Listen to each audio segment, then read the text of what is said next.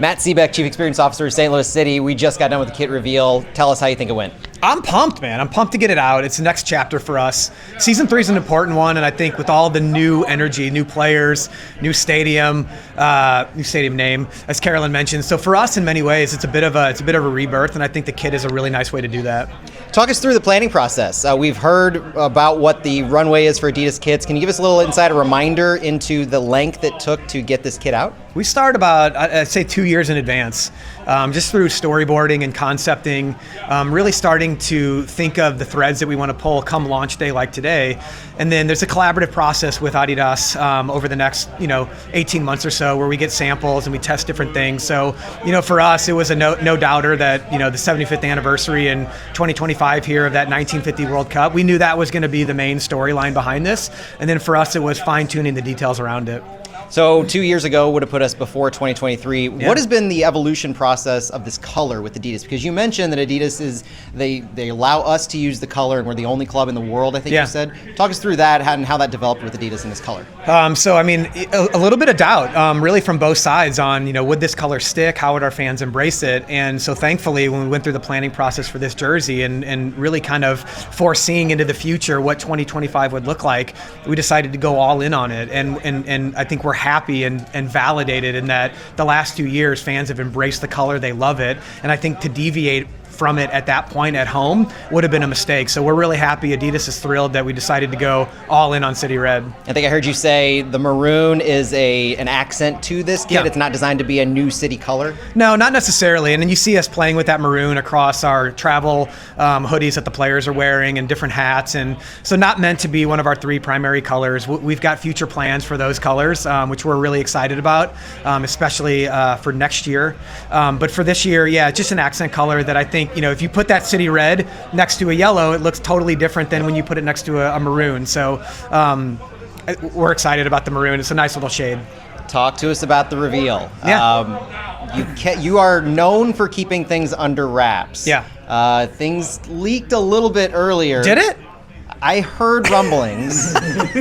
So what is it like as a club when you go so long, you control what you can control, but you have something like that where something's outside of your control? How do you manage that? Yeah, and unfortunately, a lot of leaks across the league this year that we all had to deal with, including us. But for a club like us that really values the storytelling aspect of it on our terms, because the narrative and the thought process behind it are so important. In this case, the story of the 1950 team and the homage to that, you lose all that when it's a kind of a dimly lit photo in the back of a warehouse somewhere. So I think a lot of that can kind of spoil some of the anticipation, but we're really excited for today to kind of grab back that narrative and to do it on our terms. And you brought out probably the greatest St. Louisan to do that in Taikio. Yeah. Talk to us about his involvement and what did it mean to have him tell the story of the 5 sashes. It's so great. And so, that sash story is obviously there's 5 stripes. It's an homage to the 5 St. Louis players on that 1950 team.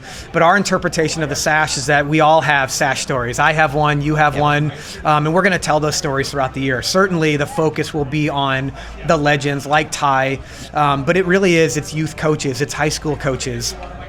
And we're going to tell those stories on a game-by-game basis here at Energizer Park, and obviously have that theme night in June where the focus will again be on that 75th anniversary. So am I hearing that the experience of the fans is going to be dictated to a sense of continuing to tell the story, the evolution of this Forever City Red kit? Yeah, we want to highlight the people that make up our soccer fabric here in St. Louis. Ty is a big part of that, but as you know, and him and Bill McDermott, Mr. Soccer, they could have been here for 4 hours telling these stories back and forth. There are countless people that have really affected the St. Louis soccer history in a positive way, and we really want to bring those to the surface through the kit, but really through our game day experience this year.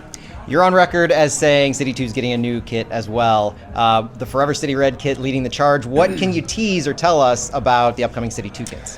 It's important for us. I think if you remember, City 2 launched before our first team. Very unique back in 2022. So it was important for us to save City Red for our first team. Thus why City 2 has been wearing somewhat of a neutral color palette, white and gray, on home and away. So for us this year, it was a chance to reboot that, especially given the success of crowds at City 2 games. And so you'll see a reboot. It'll draw inspiration from the first team kit and the storytelling that we told today. So that'll be a couple weeks. We'll launch those, and we're excited about it. Awesome. Anything else you want to say? Excitement about this and just being able to wear this kit for the next 2 years and what do you hope this kit becomes in the history of St. Louis? A classic, regal kind of a kit? Yeah, I do. I think I said in the press conference, it's simple yet elegant. And I think, you see the players with the collar and buttoned up. They look brilliant in it. For us, it's amazing as we've been sitting with this new kit for the last couple months, how dated the old one looks. And I think eventually everybody will get there. And I think once we do, we'll see really the simplicity behind the current design that I think will last for 10 years or so, which is pretty exciting. All right, Matt Sebek, Chief Experience Officer. Thanks for joining us on Fly for Footy. You bet.